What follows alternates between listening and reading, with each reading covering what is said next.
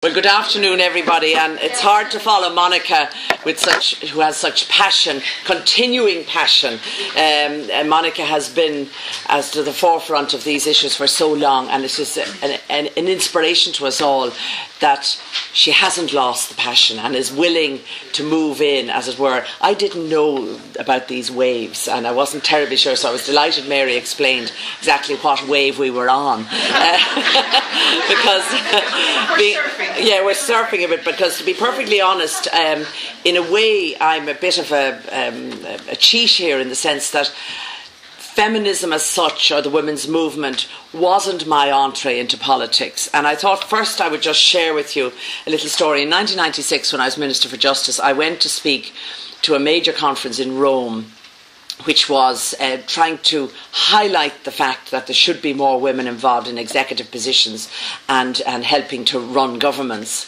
It was right at the time when there was an Italian election. We were in Italy, and Romano Prodi had just become, for the first time, I forget, there's so many times these people go in and out, had become Prime Minister. And we all had a minute and a half. The platform was all women ministers from throughout Europe, and we had a minute and a half, and I had my page and a half to read. And I had just, some months earlier, come back from working in Namibia in the preparation of the local elections.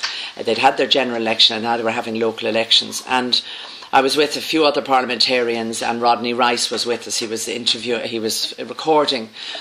And one of the places we went to talk to people was out into very deep Namibia to meet the Bushman tribe, both the men and the women of the Bushman tribe. And as you know yourself, small people, but very, very, very poor, and living in really poor circumstances.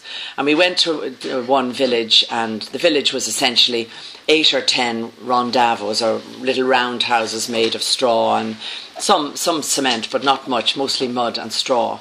And they lived most of their lives outside, cooking and everything. And as the evening was coming in, we had brought some food with us, and we started to cook a communal meal. Open fire. Our seat was an old log of a tree. I'm trying to paint the picture. And we had none of the language that they spoke, but there was a young Australian nurse there, and she was doing the translating. And there was lots of charade kind of stuff going on, and laughing and all the rest. And there were about 3 men and 3 women sitting there. And the men were sitting there most of the time sort of chewing something and not paying a huge amount of attention. And the women were constantly going in, checking the children, coming back out and all the rest. And the moon came out, and a debate started as to why the moon was referred to as she and the sun was referred to as he.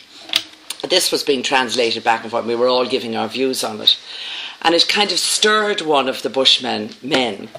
And he was listening to this, and then he said, with great passion, he said, "Oh, well, I know why." I mean, I'm paraphrasing. "I know why, because the sun is big and strong, so that's he, and the moon is gentler and quieter and not so strong and powerful, and that's why it's she."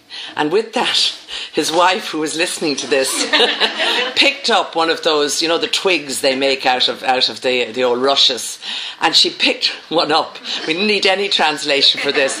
And she flayed into him, chasing him around the compound, saying, "What do you mean the moon is she because it's weak?" And she said, "I built our house, I had the children, I walked the 10 kilometres for the water, I cooked the food," and she battered it. She didn't really hurt him, we didn't let him hurt her. But suddenly we're sitting there, all us Westerns, coming from a very sophisticated, what we thought a very sophisticated society, talking to people who did not have a sophisticated society in our views. And I realised that kind of discrimination or view that were held by these very primitive people who hadn't any education, they had no jobs, they depended mostly on clothes from Oxfam or somebody and food from somebody else. And it was a wonderful awakening for me to realise that no matter how advanced we think we are coming, there are still people who are understand. But this woman, I would have loved to have packaged her and brought her back and got her speaking to many of the politicians in the world to show them that we cannot allow this kind of discrimination. And the Interparliamentary Union, which many of you will know, is the body that all democratically elected parliaments are associated with or members of, and they said in the Universal Declaration of Democracy, the achievement of democracy presupposes a genuine partnership between men and women in the conduct of affairs of society, in which they work in equality and complementarity, drawing mutual enrichment from their differences. Now, if ever we wanted to kind of follow on what Monica said about the third wave, that's a very, very good declaration on which to base the third wave. Because I'm looking down at this audience now, and there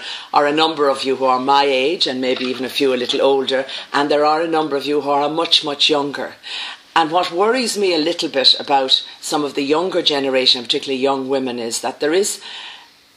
it's all there now in a way. They have the laws there for their maternity benefit and all the rights they have, all the rest, and they kind of think maybe the agenda is over, or that things are all okay legally and that nothing will happen. And it's only when they run into a problem themselves, you know, at 30 or 35, they suddenly find the promotion has been given to somebody else, and they hear on the grapevine it's because, well, she might have another baby. Nobody can say that. The law doesn't allow that to be said, but we all know that that is, as the French say, the on dit behind the silence that's there. And it's only then that the younger women sometimes are stimulated into realising that with all the laws you can pass, attitudes can remain embedded. And I'm quite shocked at times at some attitudes of you assume a young person in their 20s are going to understand that equality is important in our business, in the world.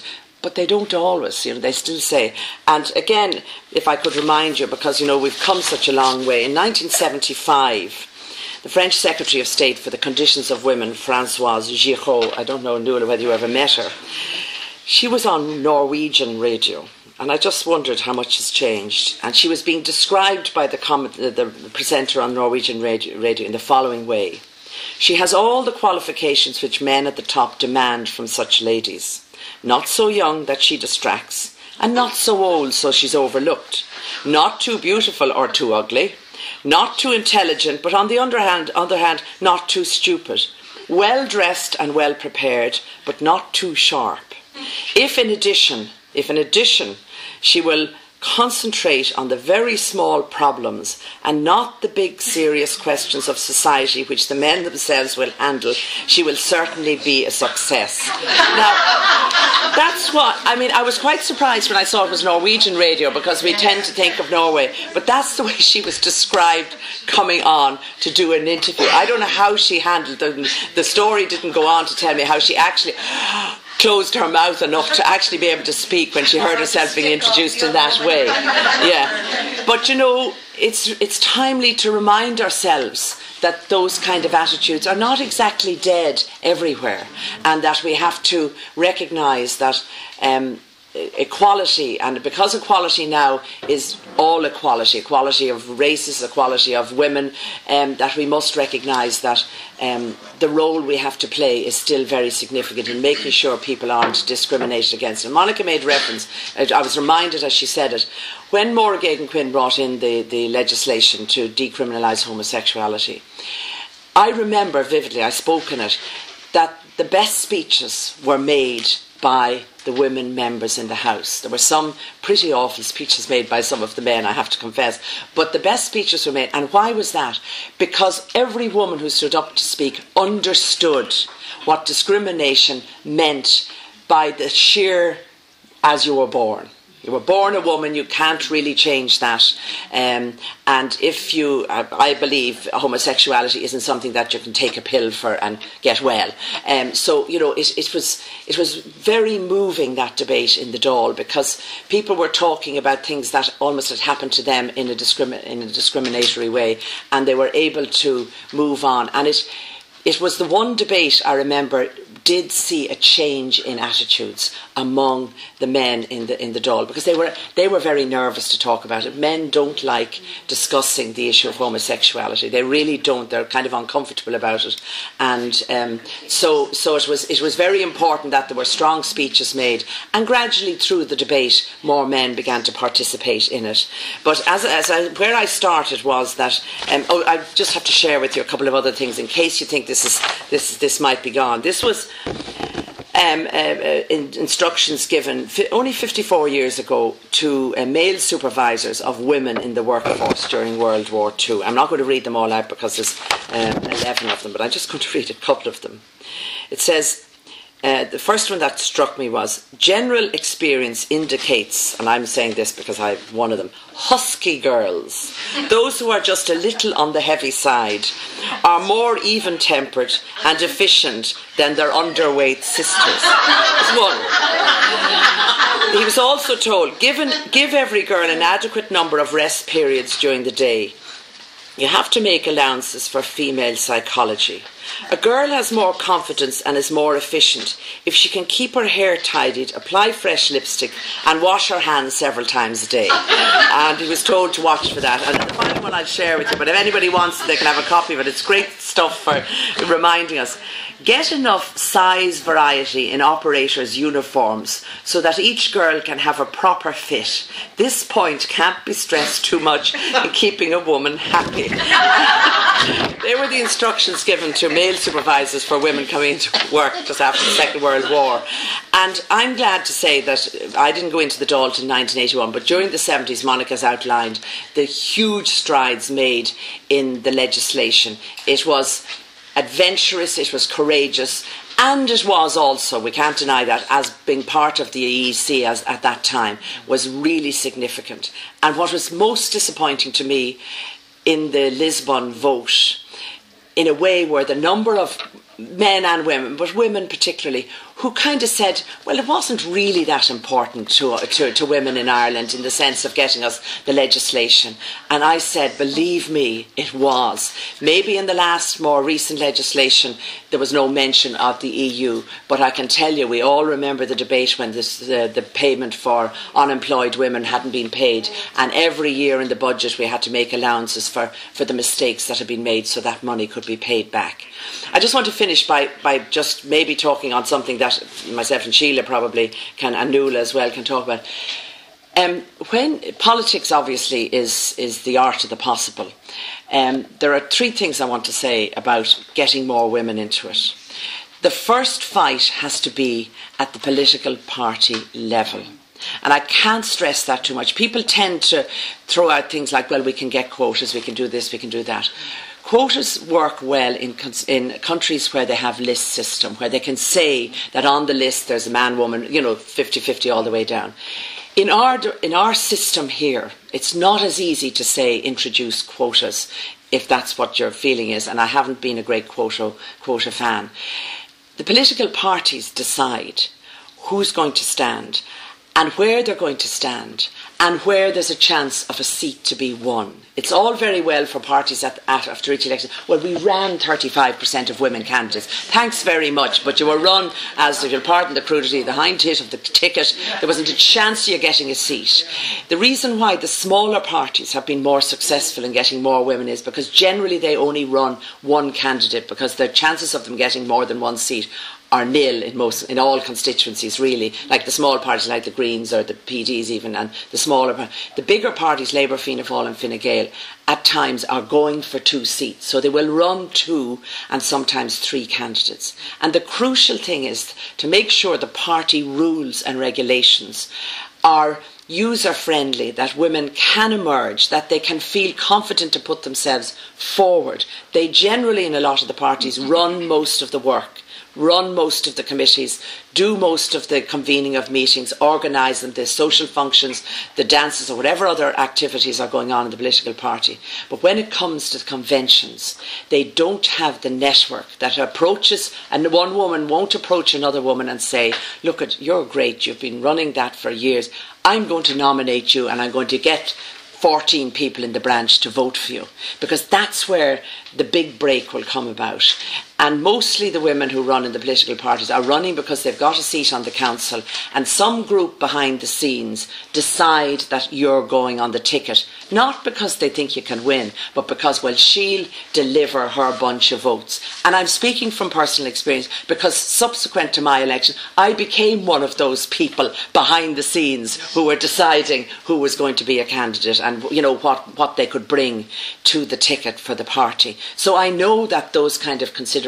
So you have to have courage to stay with it. You have to have courage that what you say is important. We all know the joke. I was showing to Sheila there, grouping, sitting around a table. It's an English one, I think, because the woman is called Miss Trigg. And the chairman is saying, "That's a wonderful idea, Miss Trigg. I wonder would one of the men make that suggestion?" And, you know, we all know that kind of thing can happen. You think you've said something that you think is worth doing. It disappears in the meeting, and 5 minutes later a man picks it up and the chair says, "Oh, now that's an..." And you're sitting there fuming, saying, "I said that 10 minutes ago and nobody listened." But so for anybody who's thinking of going into politics and you're in a political party, you have a responsibility to talk to your political colleagues in that party to make sure that the rules are user-friendly and are women-friendly and that people can do it. There are lots of other things that women need to help them. They need to skill themselves. A lot of women underestimate the skills they have as being useful in politics. They think, well, I've been minding my children for the last 10 years, so I'm not into the world, the work and all the rest. Those skills that you've gained, minding your children, taking them to health clinics, arguing with the doctors, arguing with the bus drivers when they won't help you put the pram on the bus or whatever, they are all very, very good training for politics, because when you get in, you can then feed those problems into the legislation that's being prepared or into the practices that are being prepared. So don't underestimate your own skills, whatever they are. There's no false course, as I say, for politics. Life is the false course for getting into politics. And really that's the message, I think, that any women's studies groups and that should be looking at, to make sure that women don't feel inadequate in any way. Have the courage of your conviction. And then the final thing, be prepared for loss. Be prepared for criticism. It's bloody awful at times and it really can beat you down. But try to go away and find some way of handling that without, you know, letting it all out in the public. I mean, a woman crying in public because somebody has been having a go at her really kind of lets you down. And if I could say that, I mean, I was not a fan of Sarah Palin. I was very angry when she was selected because I thought it was doing her damage. She wasn't ready for it, and therefore she was left exposed to the kind of stuff that went on. And I was sad that she didn't realise that herself as well. There were other terrific Republican. I thought it was quite a clever political move to put a woman as vice president, but to put the wrong woman or a woman who wasn't ready, she made a mistake, McCain made a mistake, and she left herself open, and it damages, it feeds into anybody who wants to say, well, you know, women, I mean, you know, they don't even know, like, where Moscow is, or they don't know that Africa is a continent and not a country, or whatever other silly things that came out about her. So, you know, again, it's not just a woman, it's a woman who is prepared and is ready to take the knocks as well as the successes. Thank you very much.